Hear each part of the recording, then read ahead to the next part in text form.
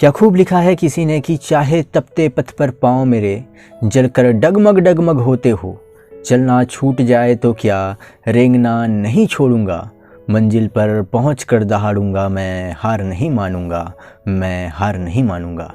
नमस्कार दोस्तों, मेरा नाम है सागर सेन और आज मैं लेकर आया हूँ एक प्यारी सी कहानी। ये कहानी है उस सरोवर की जिसके बीचों बीच एक खंभा बना हुआ था, जिसे उस राजा ने बनवाया था जिसने इस सरोवर का निर्माण किया था। इस सरोवर में बहुत सारे मेढक रहते थे जो अक्सर उस खंभे पर चढ़ने की कोशिश करते लेकिन बार बार असफल हो जाते। एक बार उन सभी मेढकों के दिमाग में आया कि क्यों न इस खंभे पर चढ़ने की रेस कराई जाए। ये बात बाकी के सरोवर तक भी पहुंच गई। रेस का दिन डिसाइड किया गया और आखिरकार वो दिन भी आ गया जिस दिन रेस होने वाली थी।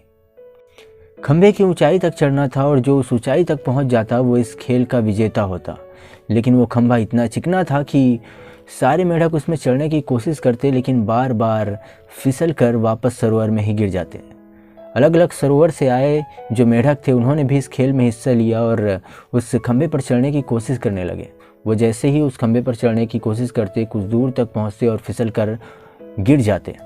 लेकिन जो भीड़ थी वो भी उन्हें उत्साहवर्धित करने की बजाय ये कहकर डिमोटिवेट कर रही थी कि इस खंभे पर चढ़ना बहुत मुश्किल है, क्यों व्यर्थ की मेहनत करते हो, इस रेस को जीतना नामुमकिन है। लेकिन फिर भी सारे मेढक उस खंभे पर चढ़ने की कोशिश करते रहे। लेकिन भीड़ अब भी ये कहकर उन्हें डिमोटिवेट कर रही थी कि इस खंभे पर चढ़ना बहुत मुश्किल है, ये काम बहुत मुश्किल है, मैं कह रहा हूँ ना कि इस खेल में कोई नहीं जीत पाएगा। भीड़ की बात सुनकर कुछ मेढक निराश हो गए और उन्होंने चढ़ते चढ़ते कोशिश करना बंद कर दिया। लेकिन अब भी कुछ मेढक थे जो इस खंभे पर चढ़ने की कोशिश कर रहे थे और भीड़ की बात सुनकर उन्होंने भी धीरे धीरे उस खंभे पर चढ़ने की कोशिश छोड़ दी और थक कर हार गए। लेकिन अब भी एक मेढक था, एक छोटा सा मेढक जो उस खंभे पर बार बार चढ़ने की कोशिश करने लगा। भीड़ उसे देखकर हंसने लगी कि ये छोटा सा मेढक क्या कर पाएगा। जब इतने बड़े बड़े मेढक उस खंभे पर चढ़ नहीं पाए तो ये छोटा सा मेढक कैसे चढ़ पाएगा। भीड़ चिल्ला चिल्ला कर कह रही थी कि बच्चे, इस खंभे पर चढ़ना बहुत मुश्किल है, क्यों व्यर्थ की मेहनत कर रहे हो, इस खेल को बंद किया जाए और चलो सभी अपने घर चलते हैं। लेकिन सारी भीड़ ये देखने के लिए वहाँ रुकी थी कि ये छोटा सा मेढक कब तक कोशिश करता रहेगा उस खंभे पर चढ़ने की। वो मेढक बार बार कोशिश करता, बार बार फिसल कर गिरता, फिर दुगने जोश से उस खंभे पर चढ़ने की कोशिश करता और आखिरकार वो उस खंभे की ऊंचाई तक पहुंच गया।